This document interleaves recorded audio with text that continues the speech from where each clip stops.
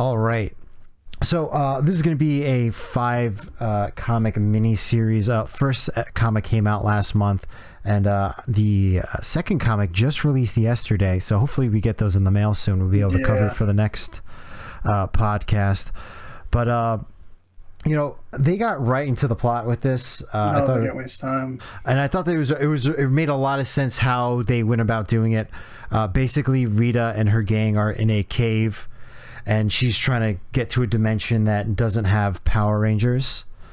Yeah, this is going to be a spoiler review, by the way. So she's trying to get a dimension that doesn't have Power Rangers. So she gets through to one. Tommy breaks it up. He gets sucked into this other dimension with all of Rita's crew, but the other Power Rangers are left behind. Yeah, they were back with Zordon at the base. Yeah, and it's not outlandish Power Ranger comic books, and they've even started to introduce it into the mainline live action series. Interdimensional travel is it's nothing to them. The grid, the Morphin grid is just interdimensional, and that kind of explains a lot of things popping up out of nowhere. Even though it's a dimension with no Power Rangers, the Morphin grid is interdimensional, so you don't have to worry about that stuff. Once we get to this dimension with no Power Rangers, Rita quickly finds out that Earth does have a protector, and it's Godzilla in this universe. And we open up on this great shot of Godzilla versus Megalon, and I was not expecting to see. No, I didn't see that coming at all. I was like, "What? Megalon's in this?" Yeah, no, I thought we were gonna get like a generic monster. I didn't think we were gonna get other licensed Toho monsters in here. I think they're going all out with it, though. Yeah. That's coming in the next couple ones. Yeah. I mean, yeah, from what I've seen the next couple issues, at least for the cover art, and they're going to go big, but I was not expecting a Megalon cameo in this series. And basically, Rita kind of gets here and she's like, oh crap.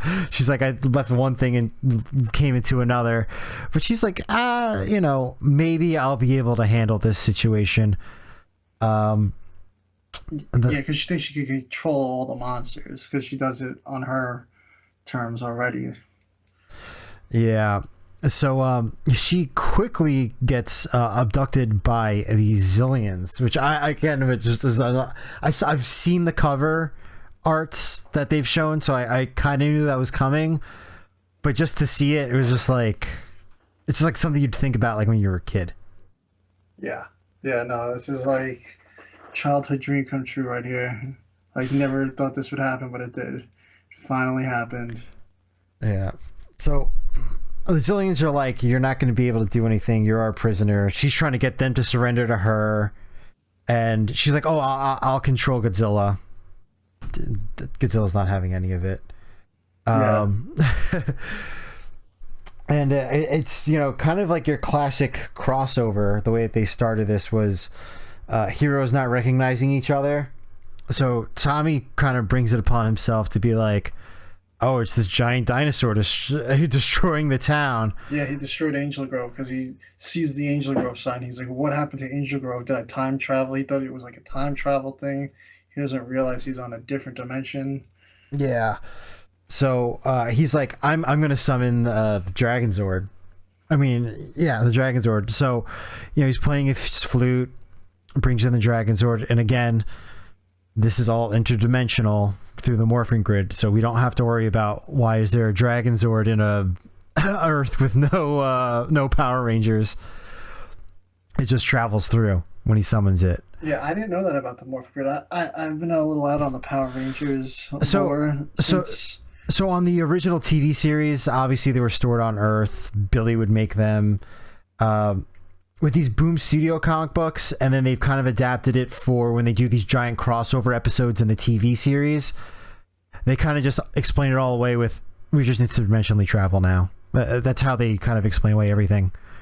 It kind of helps flatten out the lore that they can say like, oh, this season happened in a different dimension or a different timeline. and then when they want to cross them over, they just cross them over. It just makes it so much easier. Yeah. I mean, even the artifact that Rita uses, they didn't even name it. It's just a artifact that they could use to change, go to another universe. Yeah. They call it a multiversal artifact, I think. Yeah. It's literally what it was called. Yeah.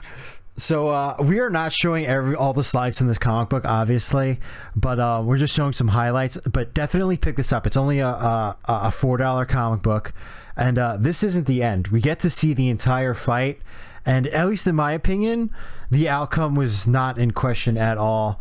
Godzilla completely wipes the floor with Dragon Zord. Yeah, I mean, he just pulls a Bane and just like smashes him over the back. Yeah. I think that, I would hope that this didn't upset too many fans, because I'm like, this is kind of the way the Power Rangers always ran. I don't think that they're going to defeat Godzilla, because obviously we're getting a team up. That's why we're doing this comic book. But it would. I don't even think like the Ultra Megazord would do anything to Godzilla. It's gonna have to be a huge team up. You know what I mean? Like, Dragon Zord's not at the power level where it could be one-on-oneing Godzilla. They need to come together as a team to maybe even start to do damage. No, 100%. Yeah, which you might see. Yeah, that's what I'm assuming we're gonna get. But I just love this panel that I'm showing right now, because you just see the fear in Tommy's eyes, because he's like, I don't have any backup. What am I gonna do? And that's when the Power Rangers they travel in, and that's the end of the comic book. Super quick read. Yes, it was a really quick read. I haven't read a comic book in a while, since the Ultraman ones, and I was like, oh man, I forgot how quick these things go. Yeah, so I'd say it's definitely worth picking up. It's you can get it at your local comic book store. I think it's like $4 per issue, and then you can even get it digitally for around the same price. Yeah. So definitely worth the price of admission.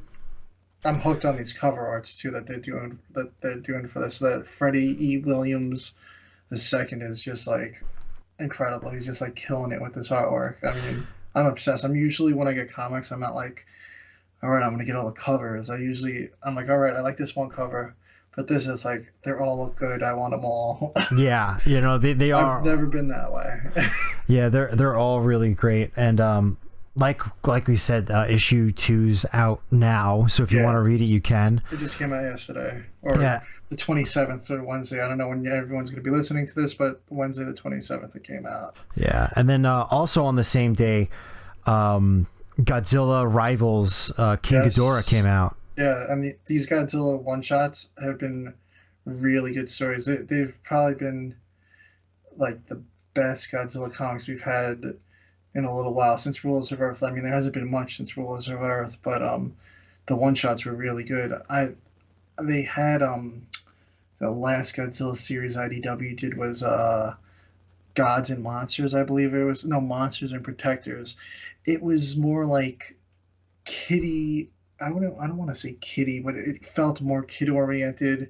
It followed like a kid that had a YouTube channel, and it was pretty much retelling his story across 5 issues. That seems to be the new thing with a lot of comics now.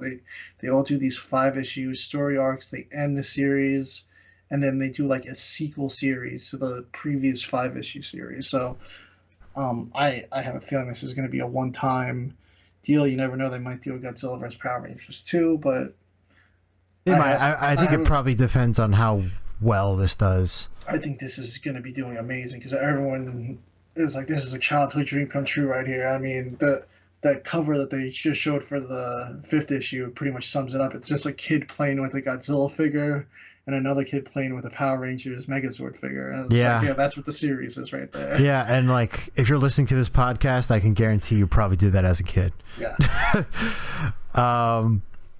Yeah, but that wraps it up with Godzilla, and we're going to be getting into our Ultraman Season 2 review. But before we do that, we just want you guys to give this podcast a like, subscribe, or review on whatever podcast platform you're listening to. Our podcast is hosted over at anchor.fm/Major Squad, but it's on all major podcast platforms, including Spotify, Apple, Google Podbean, whatever you go to, you can find us easily on those platforms.